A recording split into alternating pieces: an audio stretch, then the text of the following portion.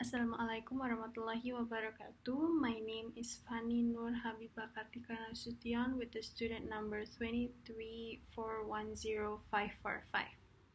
Here I'm going to explain the implementation and issues of land registration in Indonesia. So I chose this study case because land registration in Indonesia, may it be in Indonesia or anywhere else, is a common thing because when we want to build something or when we want to own something, there must always be a land registration. So first thing first is the definition of land registration. Here I use the government regulation number 18 of 2021 about management rights, land rights, apartment rights, and land registration. So the definition in this regulation is land registration is the series of activities carried out by government continuously, includes collection, processing, bookkeeping, and presentation, as well as maintaining physical data and juridical data in the form of maps and a list of land parcels and house units arranged.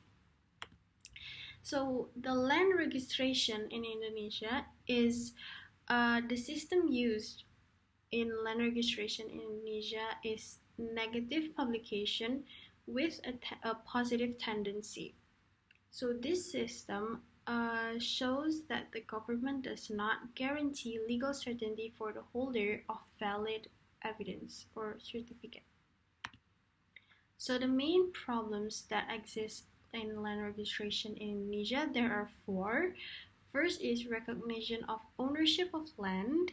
Second is transfer of land rights. Third is assignment of rights. And fourth is occupation of former private land. So four of these usually happens because of confronting local communities with power of corporate or the state instruments. So the land problems generally stem from the monopoly policy of land ownership by the state. And then next is the two solutions that I found for the land registration. First is arbitrage, which means that it is chosen by the parties by writing it as a clause in a special agreement after the dispute occurs. So this solution can only be used if the party chooses to use it. Second is mediation. The land cases mediation only fits for land cases that are civil or broad. So the land case should not be administrative and criminal aspect. So as long as the parties want to take mediation and it's not related to administrative and criminal, this solution can be used. So in conclusion, there are a lot of issues concerning the land registration in Indonesia, such as ownership of land rights, but we can see that now the government is trying to make a change by requirement of complete registration. So now there is something called pendaftaran tanah systematic something. So it's like a systematic way to register your land. So it is faster and more complete since it requires your complete certificate, like in detail.